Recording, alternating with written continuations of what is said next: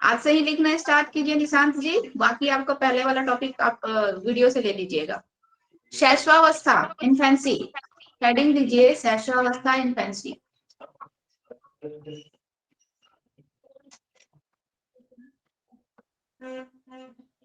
ये हम लोग का बालक के जीवन का फर्स्ट चरण होता है, फर्स्ट हम लोग का स्टेज होता है, ठीक है। यहीं से हम लोग स्टडी करेंगे शैशवावस्था इन्फेंसी। चलिए इसको लिखिए, डील कीजिए।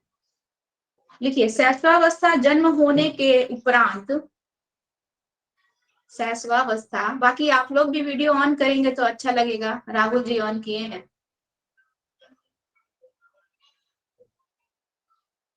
लगेगा कि क्लास है, ठीक है। लिखिए शैशवावस्था जन्म होने के उपरांत मानव विकास की पहली अवस्था होती है। शैशवावस्था जन्म होने के उपरांत मानव विकास की पहली अवस्था होती है, ठीक है। इसे मानव जीवन का सर्वाधिक महत्वपूर्ण काल कहा जाता है।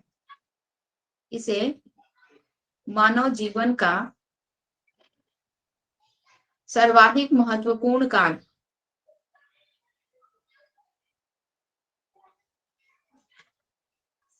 सर्वाधिक महत्वपूर्ण काल कहा जाता है।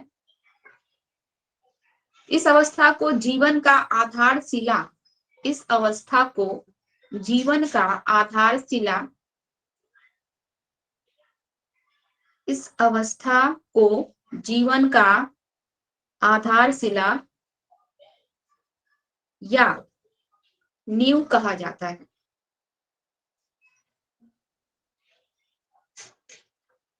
इस अवस्था को जीवन का आधारशिला या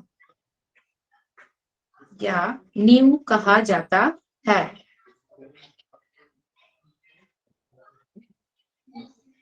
क्योंकि इस उम्र में शिशु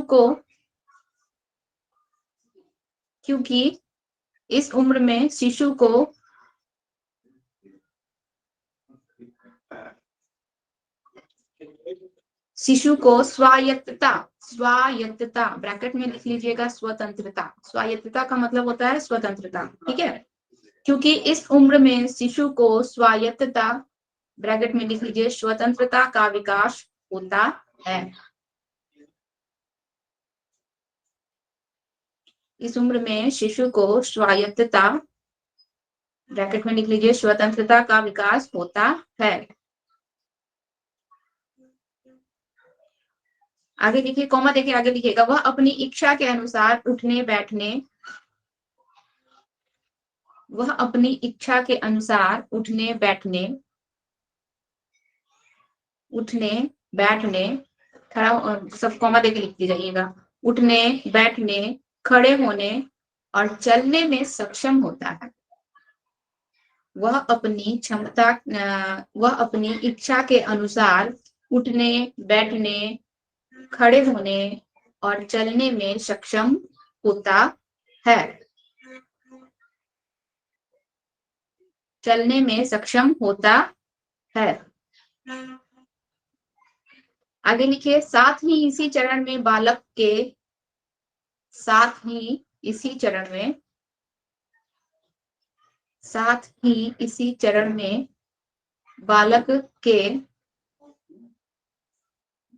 शारीरिक, मानसिक, साथ ही इसी चरण में बालक के शारीरिक, मानसिक और व्यक्तित्व विकास की आधारभूत नींव रखी जाती है। और व्यक्तित्व का मतलब हो जाएगा पर्सनालिटी। व्यक्तित्व विकास की आधारभूत नींव रखी जाती है, ठीक है। आगे लिखिए, इसमें एडलर एक मनोवैज्ञानिक है। एडलर के अनुसार, ठीक है, इन्वर्टेड कॉमा में लिखिएगा, एडलर जी का जो भी कहना है। एडलर के अनुसार, इन्वर्टेड कॉमा से स्टार्ट कीजिए, शैशवावस्था जीवन की, एडलर के अनुसार शैशवावस्था जीवन की शैली तैयार करता है।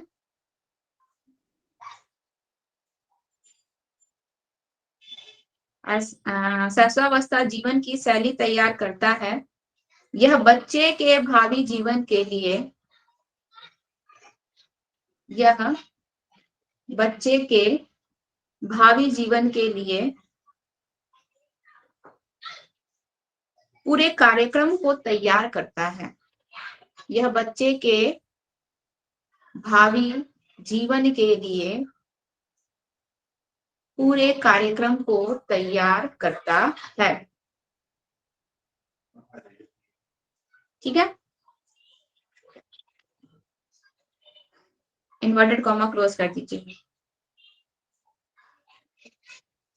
चलिए अगला हेडिंग दीजिए, अगला हेडिंग दीजिए शैशवावस्था की मुख्य विशेषताएं।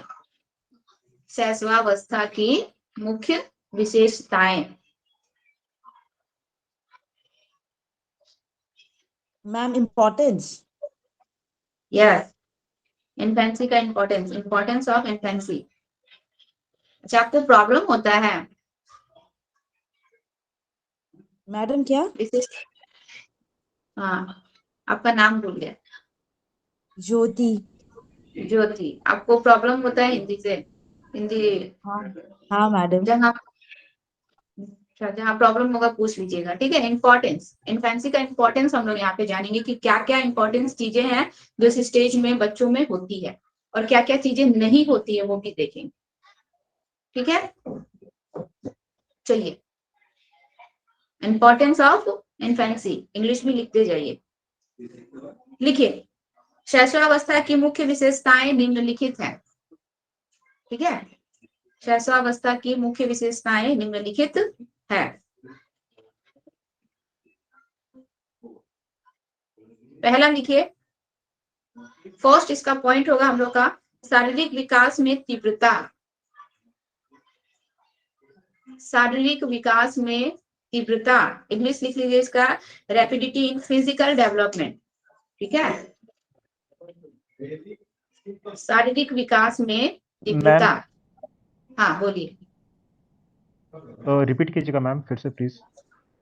शैशवावस्था की मुख्य विशेषताएं बोले थे, उसका फर्स्ट पॉइंट है हम लोगों का शारीरिक विकास में तीव्रता, रैपिडिटी इन फिजिकल डेवलपमेंट।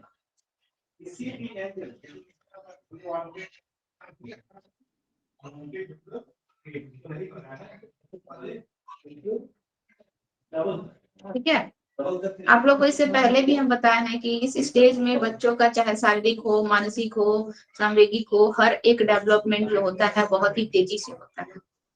मतलब बच्चा इस स्टेज में जो होता है पूरी तरह से दूसरों पर डिपेंडेंट रहता है, लेकिन ये उनकी डिपेंडेंसी बहुत जल्दी जो होती है क्या होती है, खत्म हो जाती है, क्योंकि बहुत जल्दी बच्चा ग्रोथ करता है इस स्टेज में। चलिए लिखिए, इसको डील कीजिए। तो शैशवावस्था में शिशु का, शैशवावस्था में शिशु का शारीरिक विकास बहुत तीव्र गति से होता है। शैशवावस्था में शिशु का शारीरिक विकास, फर्स्ट पॉइंट तो बोले थे सेम ही तो है ना ये पॉइंट? हाँ जो फर्स्ट पॉइंट शुरू में बोले और ये तो सेम ही है ना मैम? उसी में है, इसी उसी में को है ना? डील करवा रहे हैं, वो जो पॉइंट है ना उसी पॉइंट्स को डील करवा रहे हैं। ओके मैम, ठीक। ठीक है, शारीरिक विकास में तीव्रता जो हम लिखवाए थे उसी को डील करवा रहे हैं। हेडिंग दे के उसी में लिखिए, शैशवावस्था में शिशु का शारीरिक विकास बहुत तीव्र गति से होता है या फिर तेजी से होता है। ठीक है, आगे लिखिए, उसके भार और लंबाई में, उसके भार और लंबाई में वृद्धि होती है। उसके भार और लंबाई में वृद्धि होती है, ग्रोथ, वृद्धि के साइड में ब्रैकेट में ग्रोथ लिख लीजिएगा ज्योति जी। उसके भार और लंबाई में वृद्धि होती है। उसकी इंद्रियां यानी कि सेंस ऑर्गन, उसकी इंद्रियां सेंस ऑर्गन आंतरिक अंगों यानी कि इंटरनल पार्ट, ठीक है, उसकी इंद्रियां, सेंस इंद्रियां, आंतरिक अंगों, मांसपेशियों आदि का क्रमिक विकास होता है। उसकी इंद्रियां, आंतरिक अंगों, मांसपेशियों आदि का क्रमिक विकास होता है।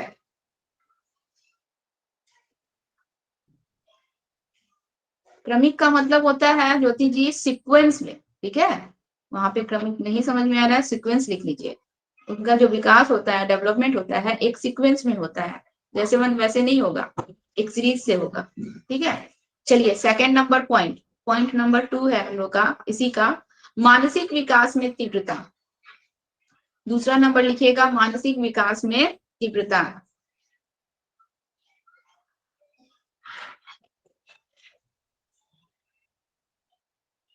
ठीक है, इसका इंग्लिश लिखिए, rapidity in mental development. Mental development, मानसिक विकास में तीव्रता। चलिए इसको भी डील करना है, हेडिंग दीजिए, लिखिए, लिखिए शिशु की मानसिक क्रियाओं, शिशु की मानसिक क्रियाओं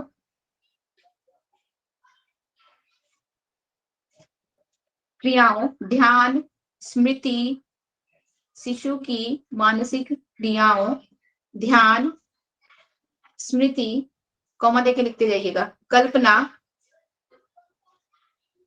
स्मृति का मतलब मेमोरी हो जाएगा, कल्पना, संवेदना और प्रत्यक्षीकरण, ठीक है, प्रत्यक्षीकरण आदि के विकास में पर्याप्त तीव्रता होती है। आदि के विकास में पर्याप्त तीव्रता होती है। प्रत्यक्षण के बाद में प्रत्यक्षीकरण आदि के विकास में पर्याप्त तीव्रता होती है। ठीक है, हम सब आप लोग को ये समझाएंगे, अभी लिख लीजिए पहले। Third number point, third number है सीखने की प्रक्रिया में तीव्रता। सीखने की प्रक्रिया में तीव्रता,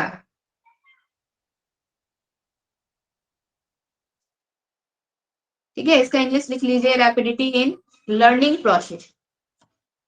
रैपिडिटी इन लर्निंग प्रोसेस। एक मिनट,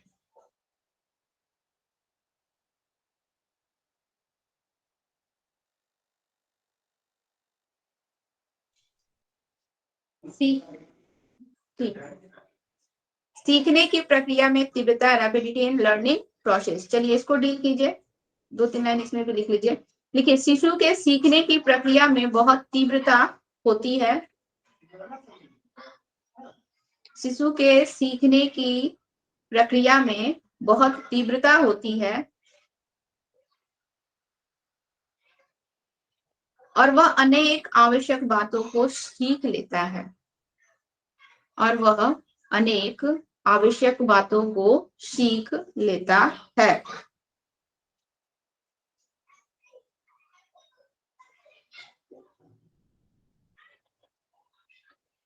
ठीक है, पॉइंट नंबर 4, पॉइंट नंबर 4 लिखिए, दूसरों पर निर्भरता।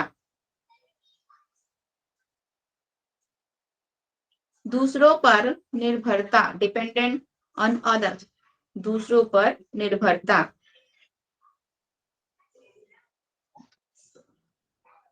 ठीक है, लिखिए इसमें भी कुछ 2-4 लाइन लिख लीजिए, हेडिंग दीजिए। लिखिए जन्म के बाद शिशु कुछ समय तक बहुत असहाय स्थिति में रहता है। जन्म के बाद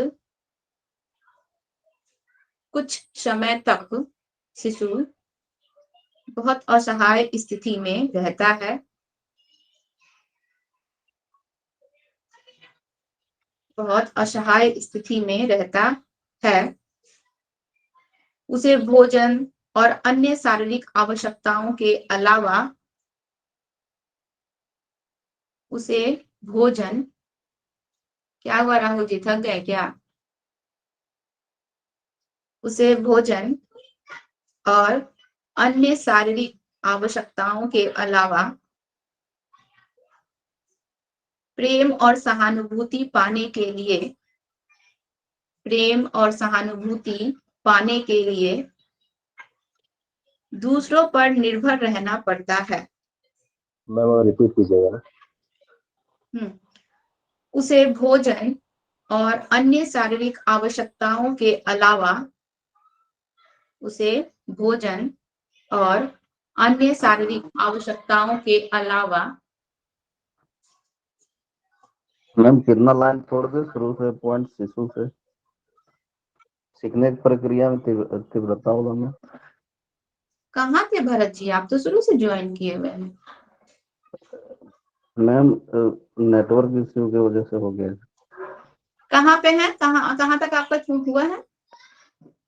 सीखने की प्रक्रिया में तीव्रता शिशु तक, मतलब फर्स्ट स्टार्टेड से ही छोड़ गया। अच्छा, फर्स्ट ही आपका छूट गया है। सीखने की प्रक्रिया में तीव्रता आप पूरा लिखे हैं? हाँ इसको लिख लेना। तो आप कम से कम आधा पेज से छोड़ ही दीजिए, हाफ पेज छोड़ दीजिए, ठीक है? आधा पेज छोड़ दीजिए। चलिए लिखिए, उसे भोजन और अन्य शारीरिक आवश्यकताओं के अलावा प्रेम और सहानुभूति पाने के लिए, प्रेम और सहानुभूति पाने के लिए दूसरों पर निर्भर रहना पड़ता है। प्रेम और सहानुभूति पाने के लिए दूसरों पर निर्भर रहना पड़ता है।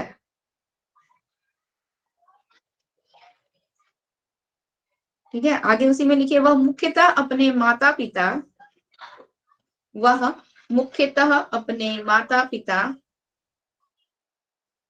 मुख्यतः अपने माता पिता और विशेष रूप से अपनी मां पर निर्भर रहता है। ठीक है, वह मुख्यतः अपने माता पिता और विशेष रूप से अपनी मां पर निर्भर रहता है।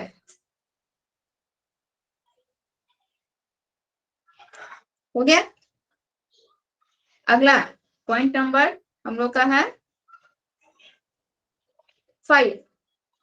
ठीक है, आत्म प्रेम की भावना।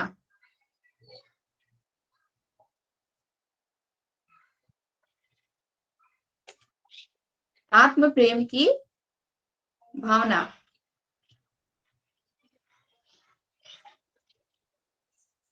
देख लिए इसका क्या होगा? Feeling of self help. अपने प्रति बच्चों में ज्यादा प्रेम रहता है, आत्म प्रेम की भावना।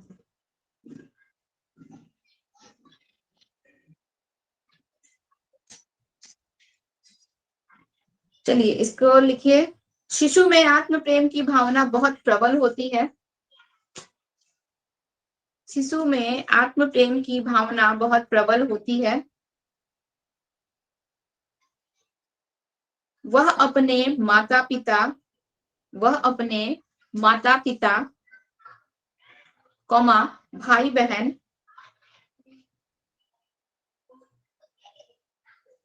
भाई बहन आदि का प्रेम, आदि का प्रेम प्राप्त करना चाहता है। आदि का प्रेम प्राप्त करना चाहता है। ठीक है, पर साथ ही वह, पर साथ ही वह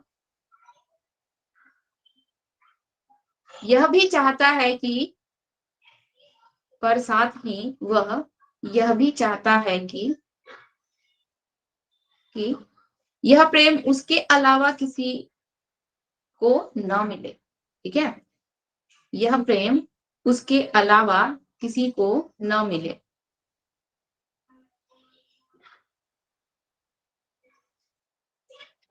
यह प्रेम उसके अलावा किसी को न मिले। यदि और किसी के प्रति प्रेम व्यक्त किया जाता है, यदि और किसी के प्रति प्रेम व्यक्त किया जाता है, व्यक्त किया जाता है, तो शिशु को उससे ईर्ष्या हो जाती है।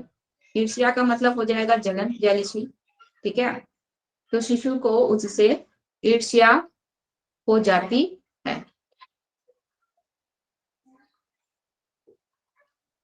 ठीक है, पॉइंट नंबर 6, नैतिकता का अभाव, पॉइंट नंबर 6, नैतिकता का अभाव, lack of morality, lack of morality.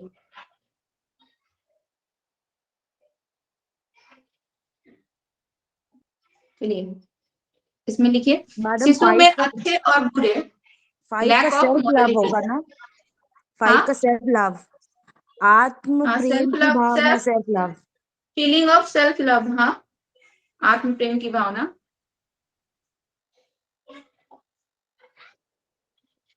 Six का लैक ऑफ मॉरलिटी, नैतिकता की भावना का अभाव। छोटे बच्चों में हम लोग स्टडी किसके के लिए कर रहे हैं? शिशुअवस्था का एज ग्रुप क्या हो जाएगा बताइए तो, शुभानु जी, क्या होगा राहुल जी? 0 से 2 का वर्ष। एज, मैम शैशवावस्था का एज ग्रुप 0 to 2 years। 0 से 2 वर्ष। तो हम लोग ये जो स्टडी कर रहे हैं अभी, जितना भी हम लोग इम्पोर्टेंस लिख रहे हैं, ये सब हम लोग 0 से 2 वर्ष के बच्चे के लिख रहे हैं, ठीक है। ये सारे के सारे गुण जो होते हैं, क्वालिटीज होती है, ये 0 से 2 वर्ष के बच्चों की हो रही है, ठीक है। यहाँ पे केवल उन्हीं की बात की जा रही है। तो चलिए, लैक ऑफ मॉरलिटी में लिखिए, शिशु में अच्छे और बुरे, शिशु में अच्छे और बुरे,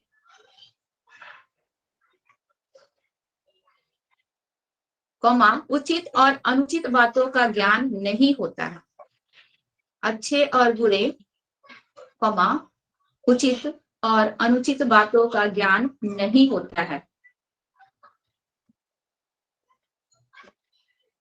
अच्छे और बुरे, कॉमा, उचित और अनुचित बातों का ज्ञान नहीं होता है। वह उन्हीं कार्यों को करना चाहता है, वह उन्हीं कार्यों को करना चाहता है, वह उन्हीं कार्यों को करना चाहता है जिनमें उसको आनंद आता है, ठीक है, जिससे उसको मजा मिलता है, जॉय होता है, खुशी होती है, वही कार्य वो करता है। तो वह उन्हीं कार्यों को करना चाहता है जिससे उसको आनंद आता है, भले ही वह कार्य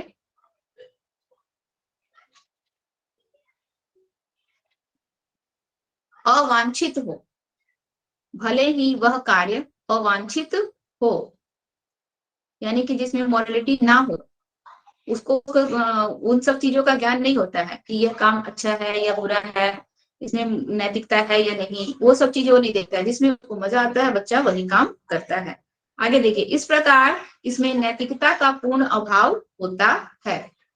इस प्रकार इसमें नैतिकता का पूर्ण अभाव होता है।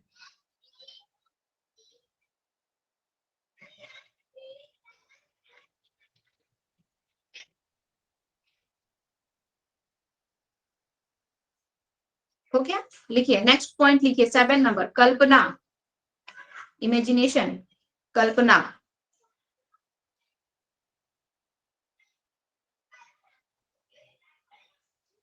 कल्पना, इमेजिनेशन।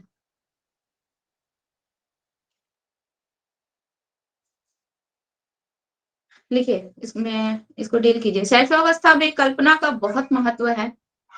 शैशवावस्था में कल्पना का बहुत महत्व है।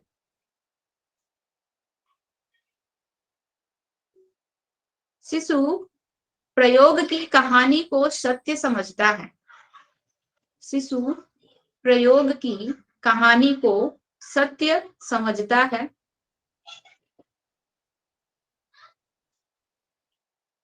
प्रयोग को की कहानी को सत्य समझता है। उसे लगता है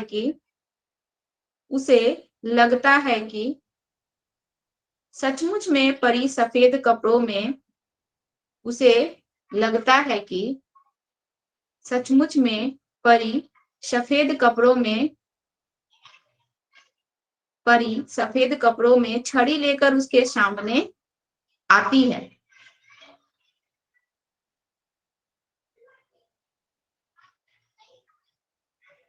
ठीक है, शिशु कल्पना जगत को ही सत्य समझता है। शिशु कल्पना जगत को ही सत्य समझता है।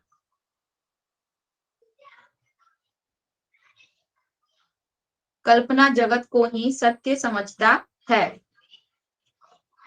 यानी कि उसके अंदर शिशु कल्पना जगत को ही सत्य समझता है।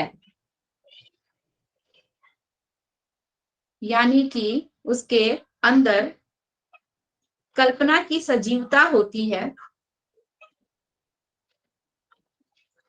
यानी कि उसके अंदर कल्पना की सजीवता होती है।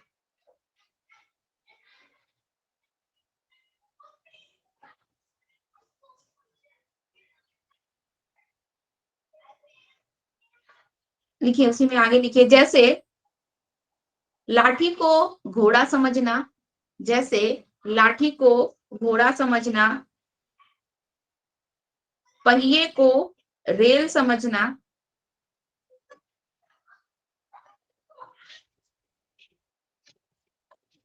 आदि आदि। आगे लिखिए, टीवी पर आने वाले कार्यक्रमों के नायकों, टीवी पर आने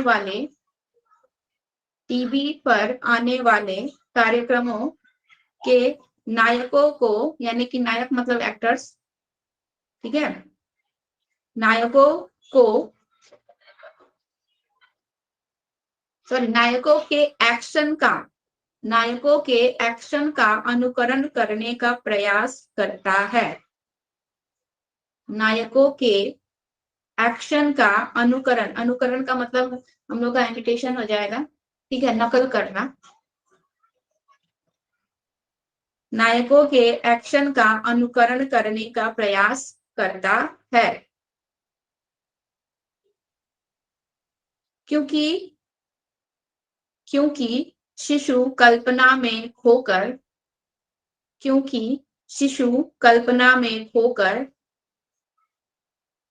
स्वयं को नायक के स्थान पर देखता है। क्योंकि शिशु कल्पना में खोकर स्वयं को नायक के स्थान पर देखता है।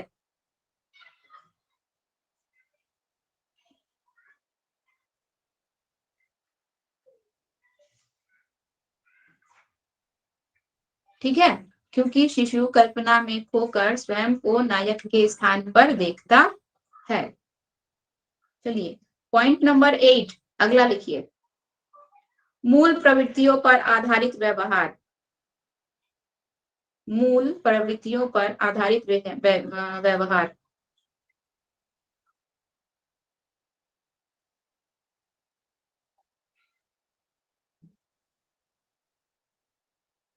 मैम एक बार फिर से बोलिएगा मैम। मूल प्रवृत्तियों पर आधारित व्यवहार।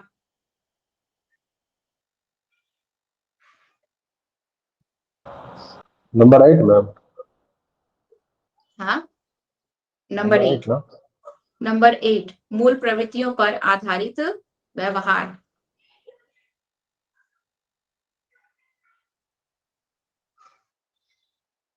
मैम इंग्लिश का इंग्लिश क्या होगा हम लोग का? मूल प्रवृत्तियों का इंग्लिश क्या होता है भाई, बताइए तो शुभानु जी।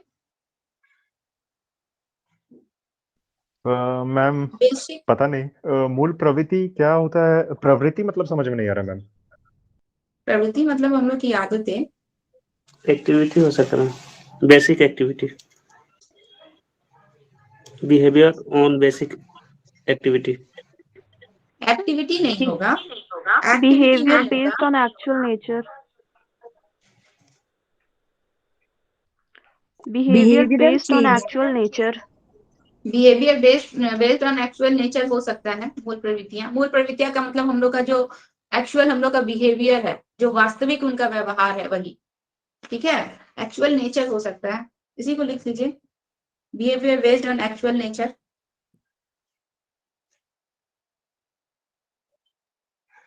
मूल प्रवृत्तियां का मतलब क्या कि बच्चों का जो भी है, यहाँ पे बच्चे जो है शैशवावस्था में है, 0 से 2 वर्ष की अवस्था में है। बच्चों में किसी प्रकार का कोई मतलब छल कपट नहीं होता है, ठीक है, मतलब किसी प्रकार का किसी को बहलाना है, फुसलाना है, मतलब ये झूठी बातें बोलनी है, ये सब चीजें नहीं होती है बच्चों में। तो जो भी कुछ होता है उनका वास्तविक होता है, नेचुरल होता है, ठीक है, तो इसका इंग्लिश वही होगा। चलिए लिखिए, इसमें लिखिए तो शिशु के अधिकांश व्यवहार का आधार, शिशु के अधिकांश व्यवहार का आधार उसकी मूल प्रवृत्तियां होती हैं। शिशु के अधिकांश व्यवहार का आधार उसकी मूल प्रवृत्तियां होती है। रिपीट में। शिशु के अधिकांश व्यवहार का आधार, अधिकांश व्यवहार का आधार उसकी मूल प्रवृत्तियां होती है। यदि उसको किसी बात पर क्रोध आता है, क्रोध मतलब गुस्सा, ठीक है, यदि उसको किसी बात पर क्रोध आता है, क्रोध आता है, तो वह उसको अपनी क्रिया द्वारा,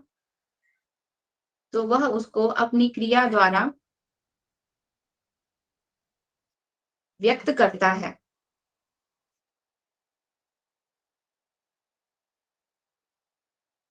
तो वह उसको अपनी क्रिया द्वारा व्यक्त करता है। यदि उसे भूख लगती है, यदि उसे भूख लगती है, यदि उसे भूख लगती है, तो उसे जो भी वस्तु मिलती है, तो उसे जो भी वस्तु मिलती है उसी को मुंह में रख लेता है। यदि उसे भूख लगती है तो उसे जो भी वस्तु मिलता है उसी को मुंह में रख लेता है।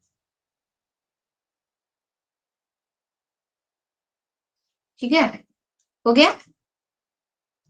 पॉइंट नंबर 9, अगला 9 नंबर लिखिए, संवेगों का तीव्र प्रदर्शन,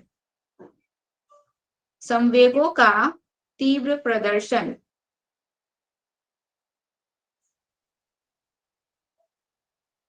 English, madam. Rapid display of emotions हो जाएगा।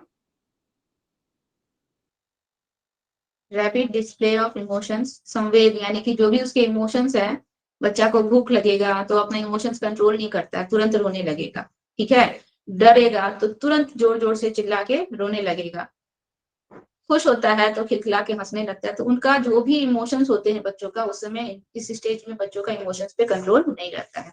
चलिए, संवेगों का तीव्र प्रदर्शन लिखिए, शिशु में जन्म के समय उत्तेजना के अलावा, शिशु में जन्म के समय, शिशु में जन्म के समय उत्तेजना यानी कि एक्साइटमेंट के अलावा और कोई संवेग नहीं होता है। उत्तेजना के अलावा और कोई संवेग नहीं होता है। और कोई संवेग? संवेग मीन्स इमोशन, कोई संवेग नहीं होता है।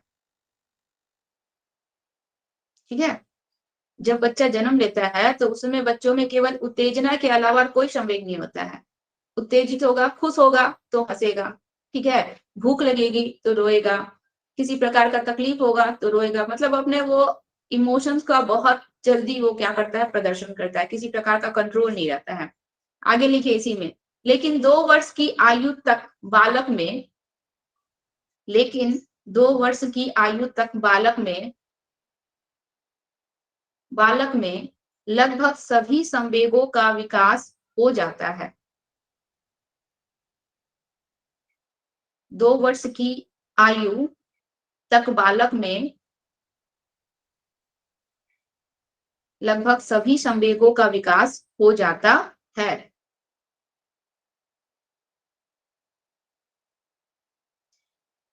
परिस्थितियों के अनुसार बालक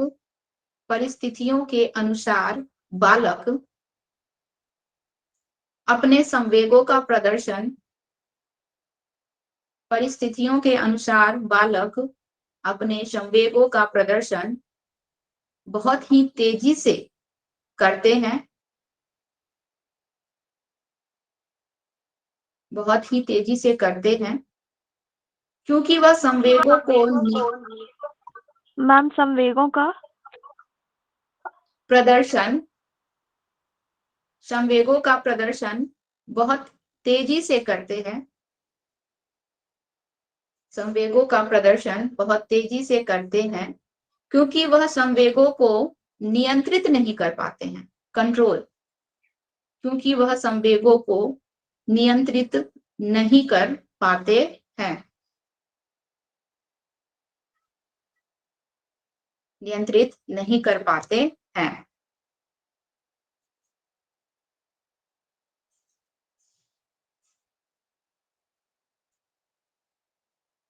10 नंबर, दोहराने की प्रवृत्ति। अगला पॉइंट है दोहराने की प्रवृत्ति, रिपीटेटिव टेंडेंसी। दोहराने की प्रवृत्ति, रिपीटेटिव टेंडेंसी।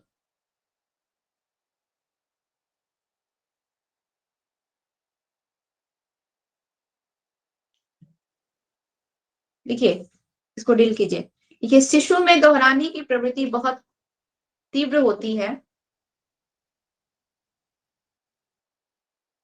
शिशु में दोहराने की प्रवृत्ति बहुत तीव्र होती है।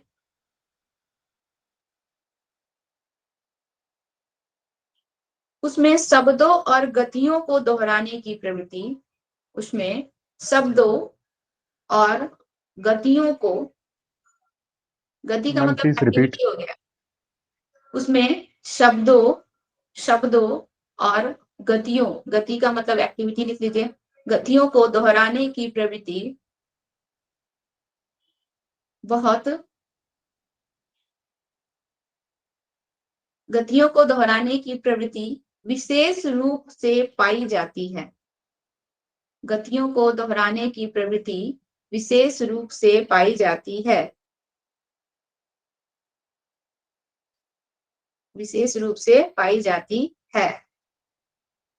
ऐसा करने में वह विशेष आनंद का अनुभव करता है या करते हैं। ऐसा करने में वह विशेष आनंद का अनुभव करते हैं। ठीक है,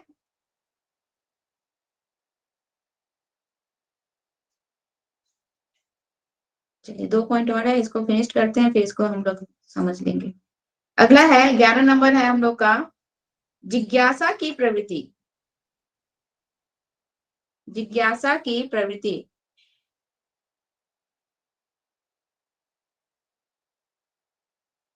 यहाँ पे क्यूरियोसिटी हो जाएगा, जानने की जिज्ञासा। क्या होगा मैडम?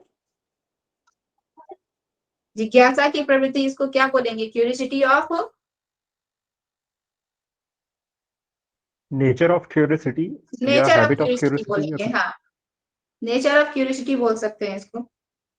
जानने की प्रवृत्ति, किसी चीज को जानने की जिज्ञासा यानी कि क्यूरियोसिटी बहुत ज्यादा होती है। कुछ भी है तो क्या है, क्यों है, कैसे है, ठीक है, ये सब चीजों के विषय में बहुत सारे प्रश्न बच्चे यहाँ पे करते हैं।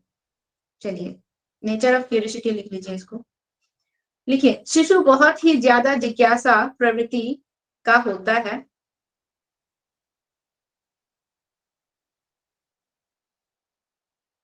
शिशु बहुत ही ज्यादा जिज्ञासा प्रवृत्ति का होता है।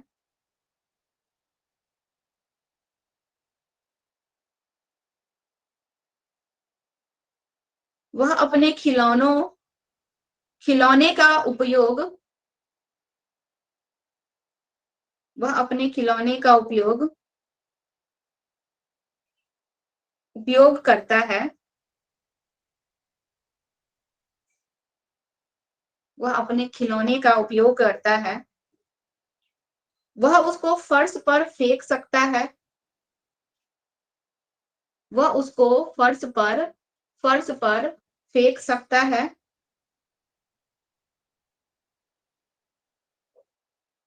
कॉमा, उसके भागों को अलग अलग कर सकता है।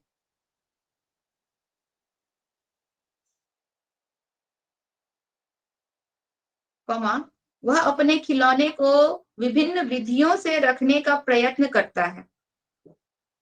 वह अपने खिलौने को विभिन्न विधियों से रखने का प्रयत्न करता है।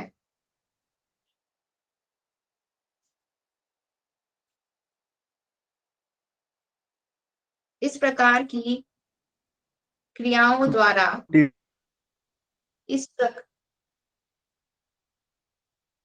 वह अपने खिलौने को विभिन्न विधियों से रखने का प्रयत्न करता है। इस प्रकार की क्रियाओं द्वारा वह अपनी जिज्ञासा को शांत करने की चेष्टा करता है। इस प्रकार की क्रियाओं द्वारा वह अपनी जिज्ञासा को शांत करने की चेष्टा करता है।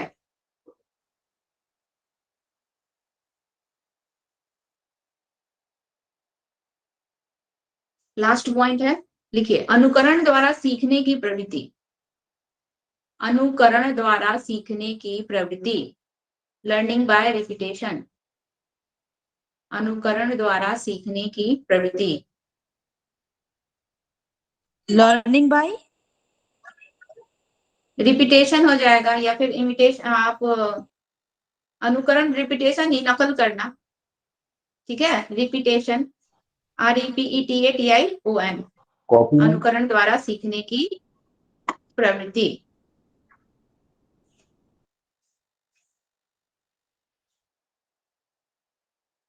देखिए, शिशु में अनुकरण द्वारा सीखने की प्रवृत्ति, शिशु में अनुकरण द्वारा सीखने की प्रवृत्ति होती है।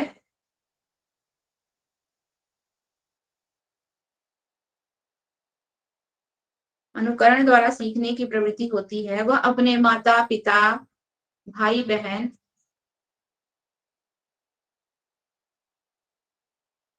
वह अपने माता पिता, भाई बहन आदि के कार्यों और व्यवहारों का, आदि के कार्यों और व्यवहारों का अनुकरण करता है। आदि के कार्यों और व्यवहारों का अनुकरण करता है।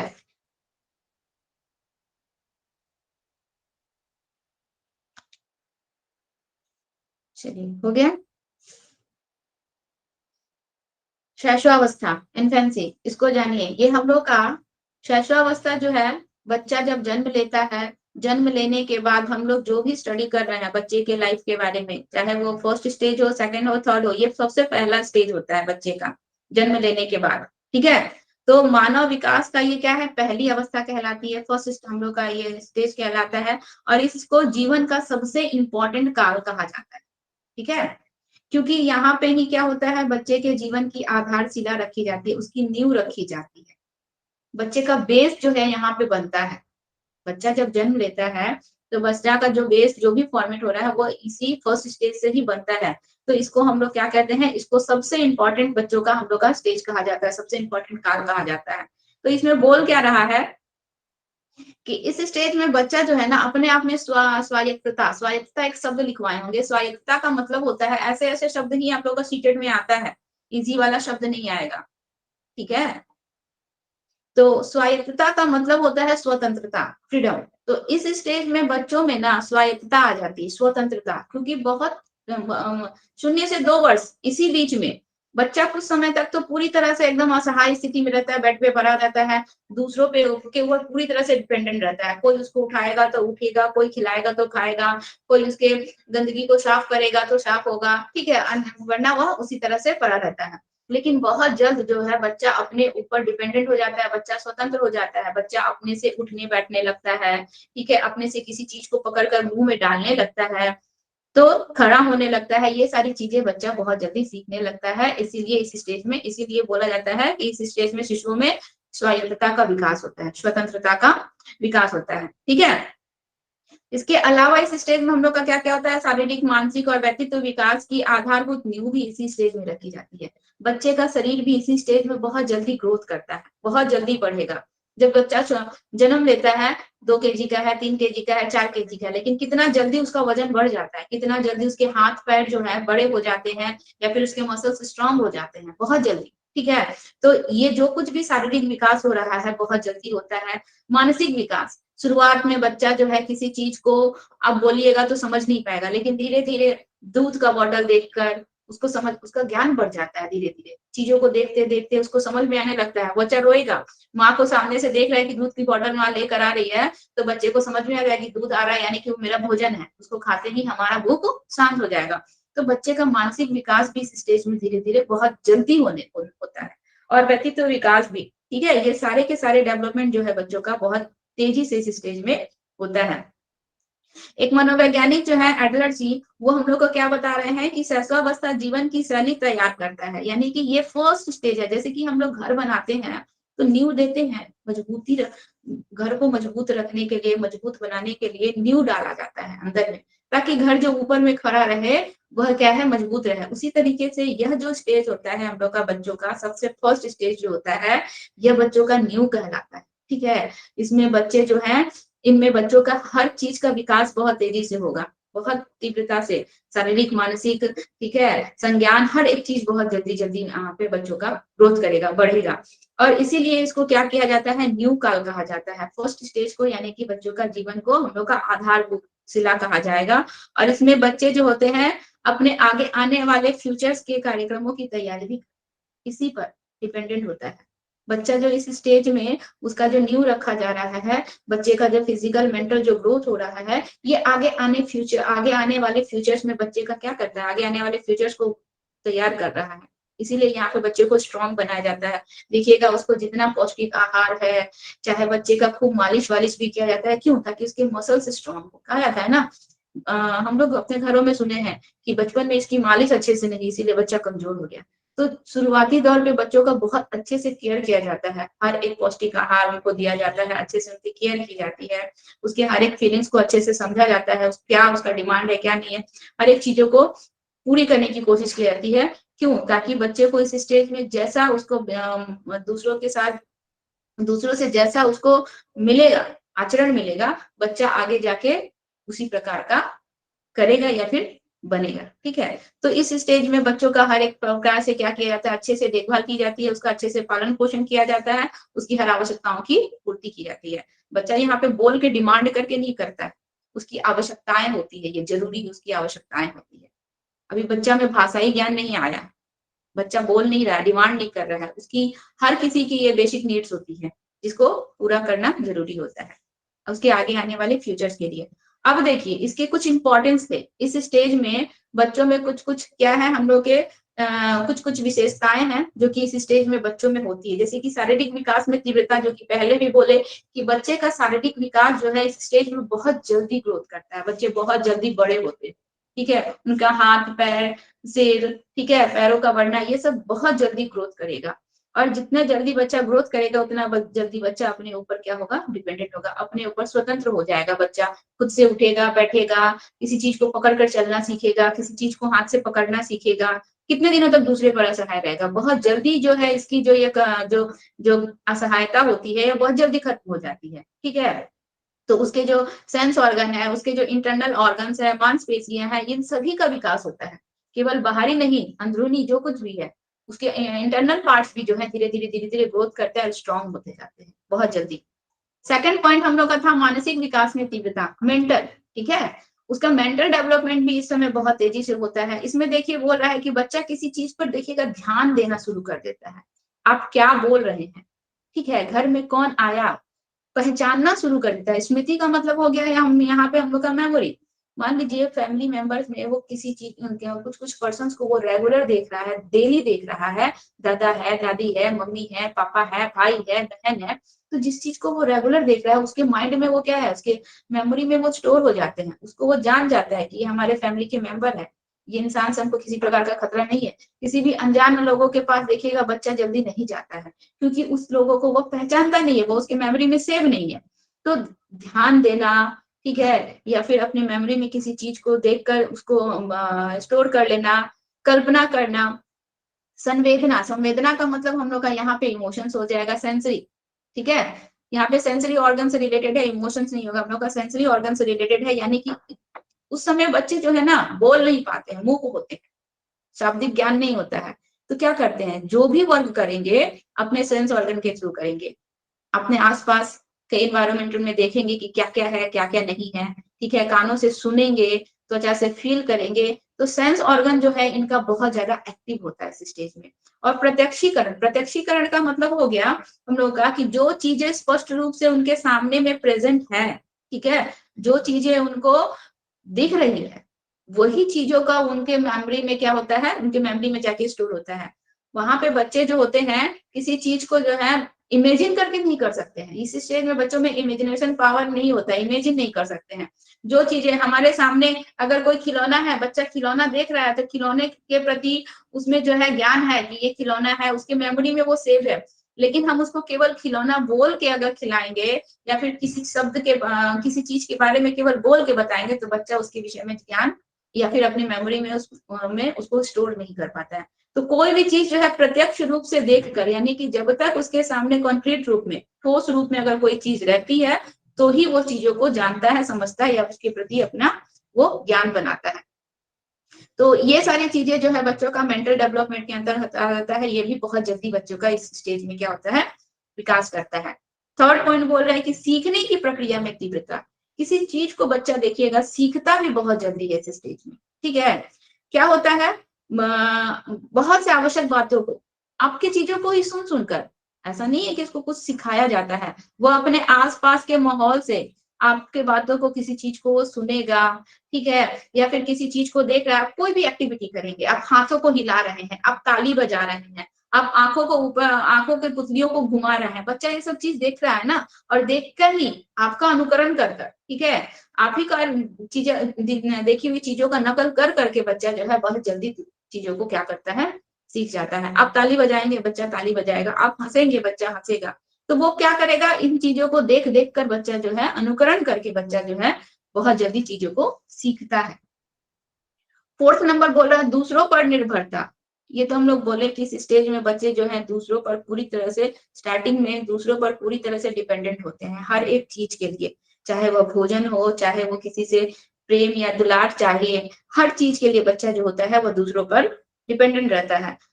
और क्या करता है, विशेष रूप से जो सबसे ज्यादा उसका केयर कर रही है या फिर जो सबसे ज्यादा उसके पास है, उसकी माता, माँ से ज्यादा सबसे ज्यादा बच्चा क्लोज होता है, माँ के से सबसे ज्यादा, माँ के ऊपर सबसे ज्यादा बच्चा डिपेंडेंट होता है, ठीक है।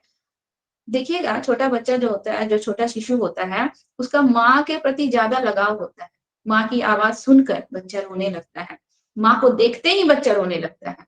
बच्चा बोल नहीं रहा है लेकिन माँ को देखते ही रोने लग रहा है, क्योंकि वो ज्यादातर उसके पास अगर कोई रह रहा है तो माँ रह रही है, केयर कर रहा है उसका कोई तो माँ केयर कर रही है, ठीक है, लाड प्यार कर रहा है कोई तो माँ लाड प्यार कर रही है, तो माँ के प्रति उसका अट्रैक्शन जो है ज्यादा रहता है। माँ को देखते ही बच्चा रोने लगेगा, माँ उसके आंख के सामने आएगी, ठीक है।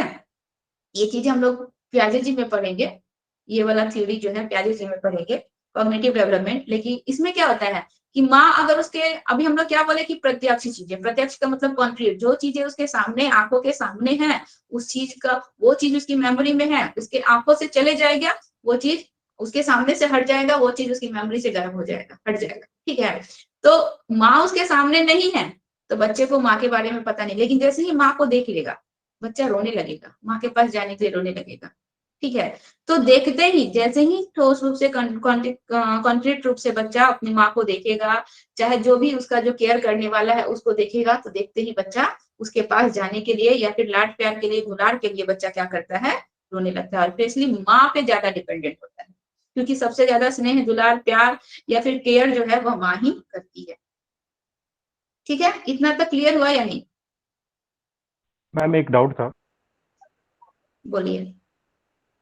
मैम बहुत से फैमिली में हो सकता है मे बी फादर मम्मी से ज्यादा केयर करते हो, मॉम जॉब में गई हुई हो, या फादर ही देखभाल ज्यादा कर रहे हैं, तो भी अट्रैक्शन हो बच्चा सकता माँ है के प्रति ही ज्यादा जो, दिखाता है। नहीं जरूरी नहीं है, जो उसके पास ज्यादा है, जो उसका केयर ज्यादा कर रहा है, जो उससे टच में ज्यादा है, उसके प्रति उसका अट्रैक्शन ज्यादा रहेगा। ठीक है, जरूरी है कि माँ के प्रति ही रहेगा। हाँ, जनरली हम लोग क्या जानते हैं कि माँ ही ज्यादा केयर करती है, माँ और फादर, ठीक है, मदर और फादर दोनों ही जॉब में, दोनों ही गए हुए हैं, उसका केयर जो उसकी ग्रैंड मदर कर रही है तो उसका ग्रैंड मदर के प्रति अट्रैक्शन रहेगा। ठीक है, जरूरी नहीं है कि माँ और पापा के प्रति ही रहेगा, ग्रैंड मदर के प्रति भी हो सकता है, या फिर कोई उसका केयर करने वाली है, ठीक है, उसके प्रति भी उसका अट्रैक्शन हो सकता है। माँ फादर दोनों ही जॉब में गए हुए हैं, उसको किसी केयर टेकर के पास रख दिया गया है, उसके पास वो रह रहा है, वही उसकी देखभाल करते, उसके प्रति उसका अट्रैक्शन ज्यादा है। जो उसके टच में ज्यादा है, जो उसका केयर ज्यादा कर रहा है, जो उसे लव ज्यादा कर रहा है, जिसको स्नेह ज्यादा दे रहा है, उसके पास बच्चा जो है उससे उसका लगाव ज्यादा है। ठीक है, किसी के प्रति भी हो सकता है, जो उसके टच में ज्यादा रहेगा किसी के प्रति भी हो सकता है। ठीक है, लेकिन हम लोग क्या ज्यादातर हम लोग जानते हैं कि माँ ही ज्यादातर बच्चों का केयर करती है, इसीलिए माँ का एग्जाम्पल दिए। कोई बात नहीं, चलिए और कोई डाउट है? No ma'am.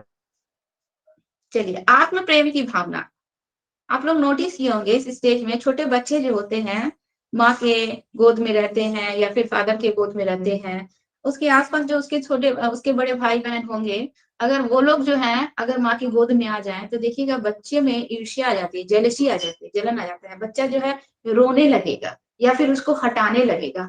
मुंह से बोल तो नहीं पाता है कुछ, लेकिन वह रोने लगेगा, उसको गोद से माँ की गोद से हटाने लगेगा। यानी कि इस स्टेज में आत्म प्रेम की भावना का मतलब क्या होता है कि बच्चों में जो है अपने माता पिता भाई बहन हर किसी का प्यार, हर किसी का अट्रैक्शन जो है बच्चा किसके लिए चाहता है, अपने लिए चाहता है, स्वयं के लिए।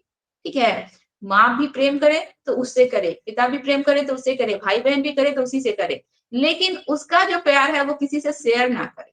ठीक है, माँ उसको प्यार करे, लेकिन अगर किसी भाई बहन को अगर गोद में ले लिया जाएगा, देखिएगा छोटा बच्चा को आप लोग भी नोटिस किए होंगे कि ले लिया जाता है गोद में, बोलता है कि तुम मेरा बाबू नहीं है, ये मेरा बाबू है, तो बच्चे रोने लगते हैं, या फिर जो बच्चा गोद में रहता है उसको मारने पीटने लगते हैं।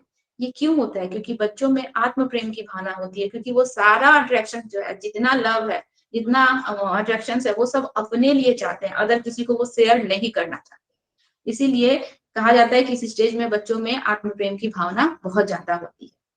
ठीक है, वो किसी का भी चाहे, वो अपने भाई बहन, उसका जो बड़ा भाई है या बहन है, उसमें उसके साथ भी अगर कोई दूसरा बच्चा लिपटेगा या फिर उसके गोद में जाएगा तो उसको जलन होगी, उसको जेलसी होगी, वो चाहेगा कि वो उसको क्यों लिया, वो हमको क्यों नहीं दिया, वो तो मेरे लिए, उसका जो भी प्यार है वो मेरे लिए है, किसी दूसरे के लिए नहीं हो सकता है। तो इसमें बच्चों में क्या होती है, आत्म प्रेम की भावना बहुत ज्यादा होती है। छठा पॉइंट बोल रहा है नैतिकता का अभाव, लैक ऑफ मॉरलिटी। इस स्टेज में बच्चों में नैतिकता नहीं होती है, मोरल डेवलपमेंट होता ही नहीं है बच्चों में। क्वेश्चन आता है यहाँ से कि शैशवावस्था में जो हम लोग का फर्स्ट स्टेज है, उसमें क्या बच्चों में मोरलिटी होती है, नैतिकता होती है? नहीं, इस स्टेज में बच्चों में नैतिकता नहीं होती है। अब बताइए कैसे नहीं होती है? इस स्टेज में बच्चे जो होते हैं, छोटे बच्चे, जो कि हम लोग 0 से 2 वर्ष के बच्चों की बात कर रहे हैं, मतलब अच्छा बुरा उचित अनुचित, क्या सही है क्या गलत है, इन सब चीजों की पहचान बच्चों में नहीं होती है। ठीक है, ये सारी चीजों की पहचान बालकों में बिल्कुल होती ही नहीं है। उन्हें किसी भी कार्य को करने में, जिस काम को करने में उसको मजा आ रहा है वो काम वो कर रहे हैं, ये काम अच्छा है या खराब है इनसे इनको कोई मतलब नहीं है। ठीक है, जैसे कि मान लीजिए फॉर एग्जाम्पल छोटा बच्चा है, पेरेंट्स खाना खा रहे हैं, जाके उसकी थाली में पानी गिरा दिए, चाहे कुछ कर दिए, उसकी थाली से खाना को निकाल लिए, खाने को गिरा दिए, मतलब ये सब चीजें क्या है, हम लोग मोरल डेवलपमेंट में देखते हैं ना कि ये सब चीजें नहीं करनी चाहिए। या फिर किसी को भी मार दिए, ठीक है, या फिर किसी को भी बच्चे दांत से पकड़ लेते हैं, या फिर बच्चा जो है किसी की गोद में सुसु कर देते हैं या पॉटी कर देते हैं। तो ये सारी चीजें बच्चे में, इसमें क्या अच्छा है क्या बुरा है, मतलब ये काम अच्छा है, ये काम नहीं करना चाहिए, ये काम बुरा है, ये सब चीज का ज्ञान नहीं होता है, बिल्कुल भी नहीं होता है। इनमें मॉरलिटी इस स्टेज में बिल्कुल होती भी नहीं है, अगर होती तो छोटे बच्चे कभी भी किसी दूसरे की गोद में पॉटी या टॉयलेट नहीं करते। करते अगर बच्चों को पता रहता है कि दूसरे की गोद में पॉटी नहीं करनी चाहिए या टॉयलेट नहीं करनी चाहिए तो कभी भी छोटे बच्चे करते, तुरंत गोद से उतर जाते, लेकिन उनको इस सब चीज का ज्ञान ही नहीं है। ठीक है, ये अच्छा है ये बुरा है, ठीक है, ऐसा करना चाहिए ऐसा नहीं करना चाहिए, इसका कोई ज्ञान नहीं है। जिस काम को करने में उनको आनंद आता है, मजा आता है, वो काम वो करते हैं, अच्छे बुरे की वो पहचान नहीं रखते इस स्टेज में। इसीलिए इस स्टेज में बच्चों में क्या होता है, नैतिकता का अभाव होता है। समझ में आया? कोई दिक्कत है?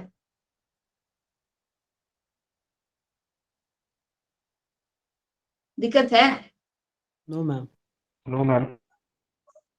हाँ, याद रखिएगा, फर्स्ट स्टेज में बच्चों में मोरलिटी नहीं होती है, नैतिकता नहीं होती है। सेकंड, हम इसके बाद हम लोग का पॉइंट है कल्पना, इमेजिनेशन। इमेजिनेशन, कल्पना, इस 0 से 2 वर्ष के बच्चों की बात कर रहे हैं, ठीक है।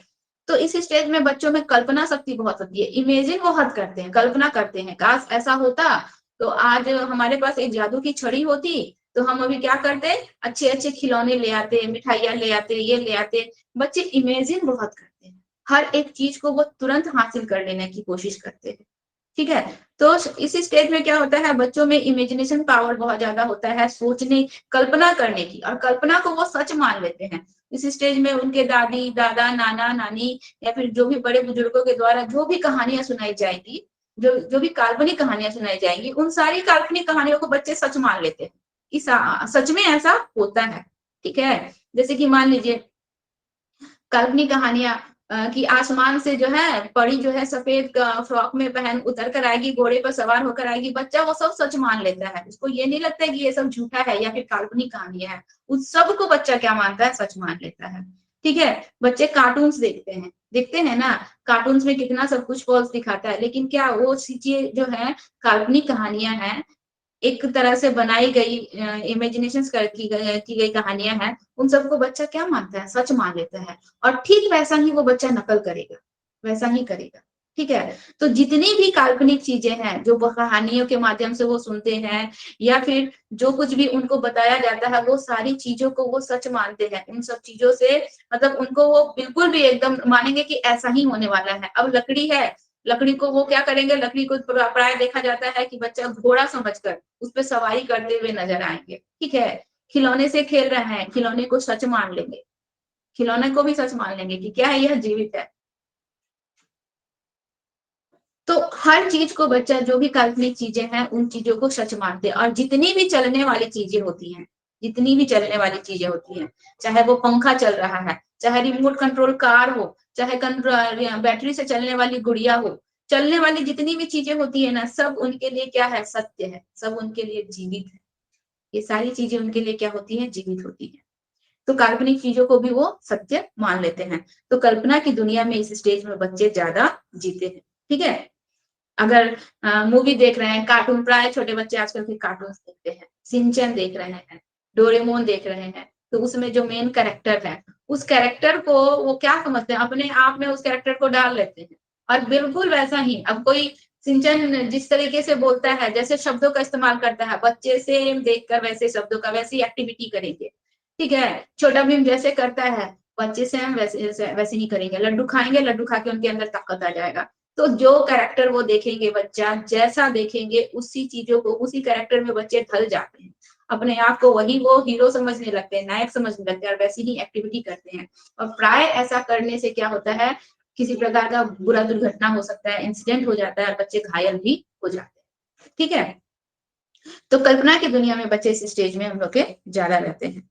अगला है हम लोग का मूल प्रवृत्तियों पर आधारित व्यवहार। मूल प्रवृत्तियां यानी कि जो उनका, जो हम बेसिक, जो उनका बिहेवियर जो होता है, ठीक है, जिसमें किसी प्रकार का कोई छल कपट ना हो, जो है एकदम वास्तविक सच्ची, उस चीजों पर बच्चे जो है उनका व्यवहार डिपेंड करता है। जैसे कि अधिकांशतः उनका व्यवहार क्या होता है कि मूल प्रवृत्तियों पर आधारित होगा। बच्चा को अगर क्रोध आया, ठीक है, गुस्सा आया, तो झट से अपना क्रोध जाहिर कर देगा। ऐसा नहीं है कि गुस्सा आया है इसके बाद भी वो क्या कर रहा है, ड्रामा कर रहा है, एक्टिंग कर रहा है, अपने गुस्से को छुपाने की कोशिश कर रहा है, नहीं, गुस्सा आया झट से अपने गुस्सा को जाहिर कर देगा, ठीक है। अपनी एक्टिविटी के द्वारा, अपने बातों के द्वारा, किसी की क्रिया के द्वारा अपने गुस्से को वो तुरंत ही जाहिर कर देगा। भूख लगेगी तो जो भी वस्तु मिलेगी, ठीक है, भूख लगेगी तो जो भी वस्तु मिलेगी उसको उठा के सीधे मुंह में डालेगा, समझ में आया। खुश होगा तो तुरंत अपनी हंसी को वह खिलखिलाकर हंसकर सबको जाहिर कर देगा कि उसको किस प्रकार का मतलब ये इमोशंस आया है। तो वो तुरंत जो है अपने जो भी मूल प्रवृत्तियां हैं, जो वास्तविक उसके जो बिहेवियर होता है, नेचर होता है, वो सारे नेचर को प्रदर्शित करता है। इसमें किसी प्रकार का छल कपट या किसी प्रकार का और कुछ भी नहीं होता है। सबका सब क्या होता है, बिल्कुल भी वास्तविक होता है इस स्टेज में। संवेगों का तीव्र प्रदर्शन, इमोशंस जो होते हैं बच्चों के, जो भी इमोशंस होंगे, जैसे कि क्रोध का इमोशंस हो गया, गुस्सा आना, भूख लगना, ठीक है, या फिर उदास होना या फिर खुश होना, ये जितने भी इमोशंस होते हैं, ये सारे इमोशंस को भी बच्चा बहुत जल्दी प्रदर्शित करेगा तुरंत। ठीक है, ऐसा नहीं है कि हंसी आ रहा है लेकिन हंसी को दबा के रखा है, भूख लगी है लेकिन भूख को कंट्रोल करके रखा है। भूख लगेगी तुरंत, छोटा बच्चा को भूख लगता है कितना जल्दी रोना स्टार्ट कर देता है, नैपी गीला कर दिया, गंदा हो गया, तुरंत रोना स्टार्ट कर देता है। कोई हंसा दिया, तुरंत खिलखिलाकर हंसने लगता है, तुरंत हंस रहा है बच्चा, तुरंत चींटी कोई काट दिया, तुरंत रोने भी लगता है। मतलब एक इमोशन से दूसरे इमोशंस में आने में भी बच्चे को बिल्कुल भी टाइम नहीं लगता है। ठीक है, वो तुरंत भूल जाता है कि अभी वो किस इमोशंस में था। बच्चा भी खूब जोर से खिलखिलाकर हंस रहा था, तुरंत कोई चींटी काट दिया, बच्चा खूब जोर जोर से रोने लगा। तो एक क्षण में तुरंत बच्चा अपना एक इमोशंस को छोड़कर दूसरे इमोशंस में बच्चा आ जाता है। ठीक है, तो इमोशंस का प्रदर्शन एकदम जल्दी तुरंत करता है। इसके लिए वो सोचता नहीं है कि भूख लगा है तो थोड़ा इंतजार कर ले, ठीक है, थोड़ी देर बाद रोएंगे या फिर थोड़ी देर बाद भूख का प्रदर्शन करेंगे, ऐसा कुछ नहीं। जो भी है वो तुरंत उसका प्रदर्शन करता है। ऐसा क्यों करता है? क्योंकि बच्चे को जो है ना अपने इमोशंस पर इस स्टेज में कंट्रोल ही नहीं रहता है, इसीलिए बच्चा इस तरह से करते हैं। जो भी इमोशंस है, जो भी उनको एक्सप्रेस करना है, बताना है, वो तुरंत बताएंगे क्योंकि उनका कंट्रोल ही नहीं है, इसीलिए वो तुरंत जाहिर कर देते हैं। 10 नंबर है दोहराने की प्रवृत्ति, यानी कि रिपीट करेंगे कोई भी चीज। ठीक है, जैसे कि शिशु में दोहराने की प्रवृत्ति बहुत ही प्रबल हो जाएगी। अब बच्चा क्या हो रहा है, 0 से 2 वर्ष का, 2 वर्ष बच्चा धीरे धीरे बढ़ रहा है ना, साल भर का होते ही बच्चे में कुछ कुछ शब्दों का ज्ञान हो जाता है। 2 साल तक आते आते बच्चों में बहुत सारे शब्दों का ज्ञान हो जाता है। ठीक है, 2 वर्ष तक आते आते बच्चों में कितने शब्दों का ज्ञान हो जाता है पूजा जी? 2 वर्ष तक आते आते बच्चों में, पूजा जी हैं? 272 वर्ड्स का बच्चों को ज्ञान हो जाता है। पूजा जी नहीं है सर, नहीं है।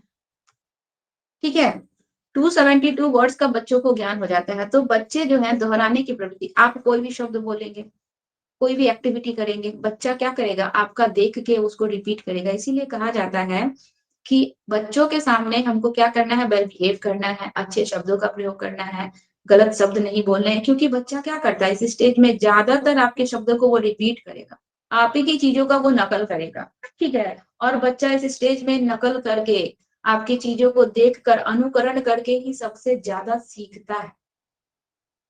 बच्चा को आप अगर किसी चीज को बैठा कर सिखाएंगे, पढ़ाएंगे, उन चीजों से वो ज्यादा नहीं सीखेगा जितना आपके व्यवहार को देखकर, आपकी एक्टिविटी को देखकर वो अनुकरण करके जितना सीखेगा, बताए गए या पढ़ाए गए चीजों से उतना नहीं सीखेगा। इसीलिए कहा जाता है कि अगर घर में छोटे बच्चे हो तो हमें अच्छे से अच्छे शब्दों का प्रयोग करना चाहिए, वेल बिहेव करना चाहिए, किसी प्रकार के बुरी हरकत नहीं करनी चाहिए। क्योंकि बच्चा क्या करेगा, देखेगा, देखकर सेम वही हरकतें करेगा। इसीलिए क्योंकि बच्चों में दोहराने की प्रवृत्ति जो होती है इस स्टेज में बहुत ज्यादा होती है। तो शब्दों और गतियों को दोहराता है बच्चा, जो भी एक्टिविटी आप करेंगे उसको दोहराएगा, और ऐसा करने में भी उनको बहुत आनंद आएगा। ठीक है, बहुत मजा आता है बच्चों को। आप अगर मान लीजिए कोई शब्द बोल रहे हैं, बच्चा उस शब्द को बार बार क्या करेगा, दोहराएगा, उसको दोहराने में बहुत मजा आएगा। ठीक है, आप हंस रहे हैं, बच्चा आपको देख के हंस रहा है, उसको हंसने में मजा आ रहा है, इसीलिए वो बार बार क्या कर रहा है, खिलखिलाकर हंस रहा है। कोई खिलौना लिया हुआ है, आप अगर खिलौने को पटक रहे हैं, आपका देखकर वो भी खिलौना पटकेगा। क्यों? क्योंकि उसको उसका करने में मजा आ रहा है, आनंद आ रहा है। वो खिलौना उठाएगा, उठा के पटक देगा, फिर से खिलौना उठाएगा, उठा के पटक देगा, फेंक देगा। उसको तोड़ने फोड़ने में, ये सब चीजों को करने में बच्चे को मजा आएगा। इसीलिए बच्चा बार बार उस क्रिया को क्या करता है, दोहराता है। और हमारे देखी हुई चीजों को बच्चा क्या करता है, नकल करेगा, और नकल करके बार बार उसको रिपीट करेगा। ठीक है, इसके बाद बोल रहा है जिज्ञासा की प्रवृत्ति, यानी कि किसी चीज को जानने की क्यूरियोसिटी इसमें बच्चों में बहुत ज्यादा होती है, बहुत ज्यादा जिज्ञासा होती है। मतलब है क्या है। इस स्टेज में बच्चों में शाब्दिक ज्ञान तो होता है, 272 शब्दों का ज्ञान तो बच्चों को हो जाता है, लेकिन बहुत ज्यादा बच्चे प्रश्न नहीं करते हैं। देखिए, अपनी जिज्ञासा को शांत करने के लिए बच्चे क्या करते हैं, ठीक है, बच्चे करते क्या है, छोटे बच्चे हैं, 0 से 2 साल के बच्चे हैं, उनके लिए खिलौने आएंगे या फिर आसपास जो भी कुछ वस्तुएं रहेगी, उस वस्तुओं को वो तोड़ फोड़ के देखेंगे। ठीक है, ये जो 0 से 2 वर्ष का स्टेज होता है ना, इस स्टेज में बच्चों को खिलौने जो दिया जाता है ना, आप देखिएगा बच्चे इस स्टेज में खिलौनों से खेलते नहीं है, बच्चे इस स्टेज में खिलौनों को जानना चाहते हैं कि ये है क्या, इसके अंदर क्या है। उसको अलग अलग तरीके से, उल्टे पुल्टे तरीके से रख कर देखेंगे, उसको पटक कर तोड़ कर देखेंगे, उसके अंदर क्या है वो जानने की कोशिश करेंगे। मतलब वो अपनी जिज्ञासा को शांत करने की कोशिश करते हैं। ठीक है। अब इस स्टेज में बच्चे तो ये नहीं ना पूछेंगे कि चांद क्यों घूम रहा है, या फिर सूरज इधर है तो इधर शाम को क्यों चला गया। इतना ज्यादा तो उनको नॉलेज होता नहीं है। जितना उनका ज्ञान होता है, जितना तक उनका ज्ञान लिमिट होता है, सीमित रहता है, उतना तक वो जान अपनी जिज्ञासा को शांत करने की कोशिश करते हैं। तो आसपास जो भी चीजें दिखेगी, ठीक है, खिलौना है, माँ का ड्रेसिंग पे जो भी सामान है, खाने की कोई वस्तु है, चाहे किचन का कोई आइटम है, उन सब चीजों को तोड़ फोड़ के, पटक कर, लाकर, मुंह में डालकर, इन सब चीजों से वो जानने की कोशिश करते हैं कि वास्तव में ये है क्या। ठीक है। तो अपनी जिज्ञासा को इन सब चीजों के माध्यम से बच्चे जो है शांत करने की कोशिश करते हैं। ठीक है। इसके बाद आखिरी हम लोग का पॉइंट है अनुकरण द्वारा सीखने की प्रवृत्ति। ठीक है। अनुकरण का मतलब होता है बार बार किसी चीज को देखेंगे, आप ही की चीजों को देख रहे हैं, हम बोल रहे हैं, हमारी चीजों को देख रहे हैं और नकल कर रहे हैं। ठीक है। छोटा बच्चा को देखिएगा, अगर आप अपने पेरेंट्स का पैर दबा रहे हैं तो आपका देखकर वो भी आपके अपने पेरेंट्स का, आपके पेरेंट्स का पैर दबाएगा।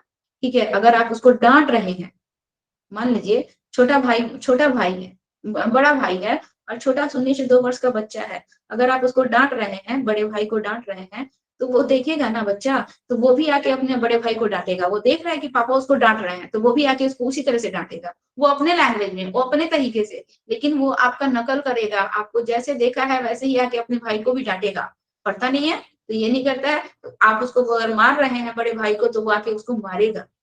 तो जैसा देखेगा वैसा ही वो बच्चा करेगा। अपने भाई बहन आदि के कार्य और व्यवहारों का क्या करता है, किसी का भी कार्य और व्यवहारों का क्या करेगा, नकल करेगा। आप जैसा करेंगे, बच्चे देखेंगे, छोटे बच्चे क्या होते हैं इस स्टेज के बच्चे, छोटे बच्चों के साथ ही खेलना ज्यादा पसंद करते हैं। बच्चे दौड़ रहे हैं, भाग रहे हैं, खेल रहे हैं, कूद रहे हैं, तो वो उन बच्चों के साथ साथ पीछे पीछे क्या करेगा, वो भी उनके साथ साथ दौड़ेगा। वो जैसा कर रहे हैं उनके साथ वैसा करेगा। बड़े भाई बहन अगर पढ़ने बैठे हैं, तो वह भी देखा देखी क्या करेगा, पढ़ने बैठेगा। वह भी लिखना चाहेगा, वह भी पढ़ना चाहेगा। जब उसकी खुद की पढ़ने की उम्र आएगी तो नहीं पढ़ेगा, लेकिन इस स्टेज में क्या करेगा, नकल करके करने की कोशिश करेगा। मेरे भाई बहन पढ़ रहे हैं, वह भी कॉपी किताब लेकर बैठ जाएगा पढ़ने के लिए।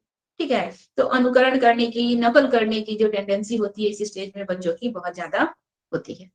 ये था हम लोग का शैशवावस्था। ठीक है।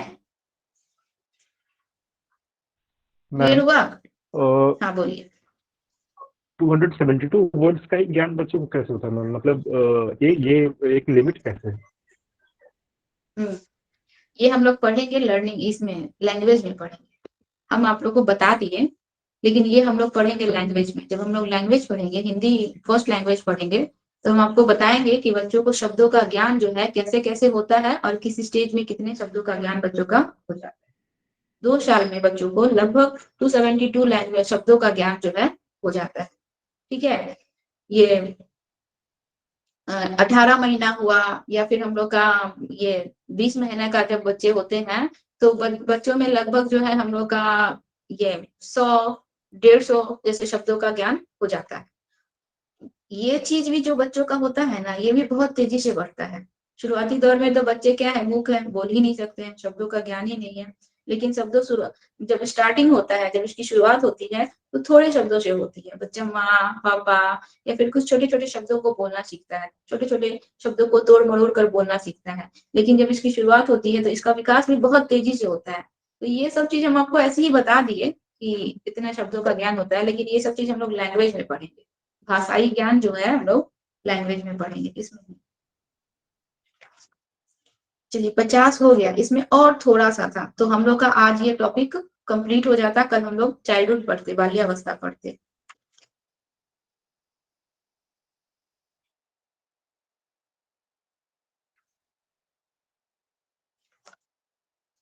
चलिए लिखिए, तो 10 मिनट है, 10 मिनट में जितना लिख सकते हैं लिखिए। लिखिए अगला पॉइंट, हेडिंग दीजिए शैशवावस्था में शिक्षा का स्वरूप, nature of education in infancy. शैशवावस्था में शिक्षा का स्वरूप, nature of education in infancy, शिक्षा का स्वरूप।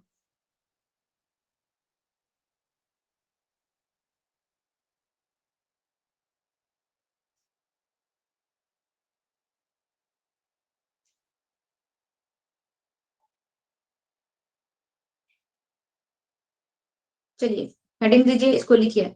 वैलेंटाइन एक मनोवैज्ञानिक का नाम है, ठीक है। हम लोग वैलेंटाइन डे यहाँ पे नहीं मनाएंगे। वैलेंटाइन एक मनोवैज्ञानिक का नाम है। वैलेंटाइन ने शैशवावस्था को, वैलेंटाइन ने मैम बी शैशवावस्था को, हाँ बी या बी, बी से स्टार्ट होगा, हाँ। वैलेंटाइन, VELENTAINE,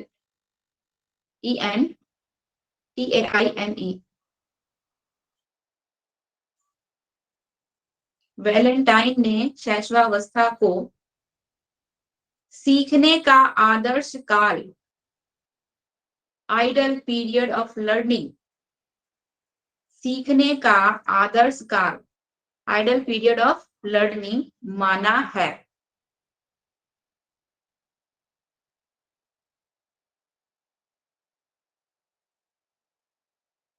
ठीक है, शैशवावस्था जो होता है सीखने का सबसे अच्छा समय होता है। इस स्टेज में बच्चे जो हैं जो कुछ भी सीखते हैं, बच्चे इस स्टेज में बहुत अच्छे तरीके से सीखते हैं। इस स्टेज में सीखी गई चीजें बच्चों के माइंड में फॉरएवर रहती है, हर समय रहती है। ठीक है, इसीलिए कहा जाता है कि बच्चों के सामने गलत शब्दों का इस्तेमाल नहीं करना चाहिए, गलत बिहेव नहीं करना चाहिए, गलत एक्टिविटी नहीं करनी चाहिए, क्योंकि यह बच्चों के लिए सबसे हम लोग का इम्पोर्टेंट पीरियड होता है। बच्चा बहुत कुछ इस स्टेज में सीखता है, और हम किससे सीखेगा? अपने माता पिता, भाई बहन, बड़े बुजुर्गों, इन्हीं सबसे सीखेगा, देख कर, नकल करके। ठीक है, एक लाइन छोड़कर नेक्स्ट लाइन में लिखेगा वॉटसन। वॉटसन, वॉटसन ने कहा है, वॉटसन ने कहा है, कॉमा दीजिए, फिर इन्वर्टेड कॉमा से स्टार्ट कीजिएगा।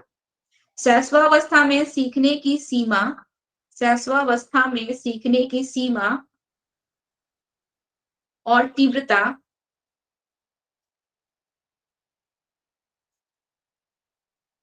शैशवावस्था में सीखने की सीमा और तीव्रता विकास के किसी भी, विकास के किसी भी और अवस्था की तुलना में, विकास के किसी भी और अवस्था की तुलना में बहुत अधिक होती है, बहुत अधिक होती है। शैशवावस्था में सीखने की सीमा और तीव्रता विकास के किसी भी और अवस्था की तुलना में है बहुत अधिक होती है। यानी कि इस स्टेज में बच्चों का विकास जितना तेजी से होता है, हम आप लोगों को बताए थे कि किशोरावस्था में भी बच्चों का विकास बहुत तेजी से होता है, लेकिन इस स्टेज की तरह नहीं होता है। वहां पे भी तेजी से होगा, ठीक है, लेकिन इस स्टेज में जितना स्पीड होता है, जितनी तेजी से होता है, अगर किसी स्टेज में आपको इतना तीव्रता, इतनी तेजी जो है नहीं दिखेगी। ठीक है, चलिए पैराग्राफ चेंज करके लिखिएगा।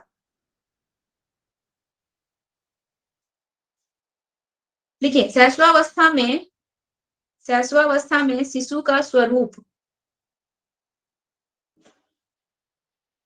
शैशवावस्था में शिशु का स्वरूप निम्नलिखित प्रकार से होना चाहिए, निम्नलिखित प्रकार से होना चाहिए। ठीक है, नंबर 1 लिखिएगा, उचित वातावरण, प्रॉपर एनवायरनमेंट। नंबर 1 उचित वातावरण, प्रॉपर एनवायरनमेंट। और नंबर 2 लिखिए उचित व्यवहार, प्रॉपर बिहेवियर, उचित व्यवहार, प्रॉपर बिहेवियर।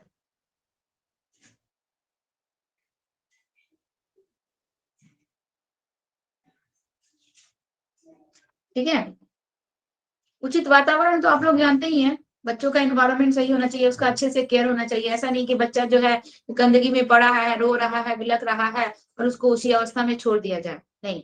उसको अच्छा एनवायरनमेंट देना चाहिए, आसपास जो है शांति होनी चाहिए, उसको बहुत ज्यादा स्नेह, दुलार, प्यार मिलना चाहिए। ठीक है, ये दोनों ही हम बता रहे हैं, वातावरण भी और उचित व्यवहार भी, ये दोनों चीजें बच्चों के लिए उस स्टेज में बहुत जरूरी होती है। बहुत ज्यादा घर में कलह, शोरगुल नहीं होना चाहिए, शांति वाला माहौल रहना चाहिए। बच्चे को जो भी रिक्वायरमेंट है, जो भी जरूरतें हैं, बच्चा जब रो रहा है तो ऐसा नहीं कि रो रहा है तो थोड़ी देर बाद जाएंगे, बच्चा भूख से रो रहा है और रो रहा है तो छोड़ दिए थोड़ी देर बाद जाएंगे, नहीं। उसका सही समय पे उसको जो भी रिक्वायरमेंट है, जो कुछ भी उसकी जरूरतें हैं, हमको सही समय पे उसका क्या करना है, पूरा करना है, सही से उसका केयर करना है। ठीक है, तो इस स्टेज में बच्चों का उचित वातावरण, उचित व्यवहार होना क्या चाहिए हम लोग का, बहुत जरूरी होना चाहिए। ये दोनों को डील करने की तो जरूरत है नहीं, नहीं ना, नो मैम। ये बहुत ज्यादा नहीं है, डील करने की जरूरत नहीं है इसको।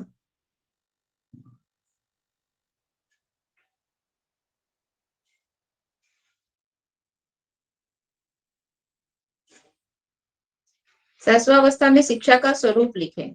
इसमें फर्स्ट हम लोग पॉइंट लिखे उचित वातावरण और उचित व्यवहार, ठीक है। चलिए इसके बाद सेकंड नंबर लिखिए जिज्ञासा की संतुष्टि। सेकंड नंबर लिखिए जिज्ञासा की संतुष्टि। वही वाला पॉइंट है, इससे पहले वाला जो पॉइंट था, ठीक है। इसको हम डील नहीं करवाएंगे, आप लोग को समझा चुके हैं, बस इसमें इसको केवल नोट डाउन कर लीजिए कि सहस्वावस्था में बच्चों का शिक्षा का स्वरूप होना कैसा चाहिए। एजुकेशन बच्चों को अगर देनी है तो कैसी देनी है, तो बच्चों की जो भी जिज्ञासा है उसको हमको शांत करवाना चाहिए। बच्चे अगर हमसे कुछ जानना चाहते हैं, पूछना चाहते हैं, तो उसको बताना चाहिए, उसको डांटना नहीं चाहिए, ठीक है। अगर मान लीजिए बच्चा हमसे कुछ जानना चाहता है, कुछ पूछ रहा है, ज्यादातर बच्चे इस स्टेज में क्वेश्चन बहुत ज्यादा नहीं करते हैं। इसके बाद वाले स्टेज में आएंगे तो बच्चे जो है क्वेश्चंस का ताका लगा देते हैं, क्वेश्चंस पे क्वेश्चंस आपसे पूछेंगे। बाल्यावस्था में जब हम लोग जाएंगे तो इस स्टेज में ज्यादातर बच्चे अपने आसपास की चीजों को तोड़ फोड़ कर, ठीक है, उसके अंदर क्या है, किचन के सामान, मम्मी का ड्रेसिंग के ऊपर जो आइटम्स है, इन सब चीजों से ही अपनी जिज्ञासा को शांत करने की कोशिश करते हैं, ठीक है। चलिए इसके बाद का पॉइंट लिखिए वास्तविकता का ज्ञान, नॉलेज ऑफ रियलिटी। वास्तविकता का ज्ञान। मैम सेकंड पॉइंट जो बोले थे उससे पहले फर्स्ट पॉइंट कौन सा था? फर्स्ट पॉइंट हम लोग का दोनों एक ही में मर्ज है, उचित वातावरण उचित व्यवहार, ये दोनों हो गया फर्स्ट पॉइंट, ठीक है। सेकंड पॉइंट हम लोग का हो जाएगा जिज्ञासा की संतुष्टि। थर्ड पॉइंट हम लोग का हो जाएगा वास्तविकता का ज्ञान, ठीक है। इसको आप लोग लिख लीजिए, कल डील करवा देंगे, नहीं तो 7 बज गया, अब बहुत से लोग अब लेफ्ट भी हो रहे हैं। एक काम करते हैं, इसको छोड़ देते हैं, ज्यादा नहीं है, थोड़ा सा है, इसको कल करवा के हम लोग बाल्यावस्था कल पढ़ेंगे, ओके मैम। ठीक है। Okay ma'am. कोई दिक्कत नहीं है ना कि इसको करवा दे आज ही, क्योंकि मेरा भी गाड़ी आने का टाइम हो गया है। कल ही करवा दीजिए मैम, समझ में भी आ जाएगा कल। हाँ, क्योंकि फिर जल्दी जल्दी में बताएंगे तो फिर ये हो जाएगा, कल ही करवा देते हैं, ठीक है। ठीक है, ओके मैम। आज का क्लास यहीं पे ऑफ करते हैं। Thank you ma'am. Thank you thank ma'am. You ma'am. Thank you so much ma'am.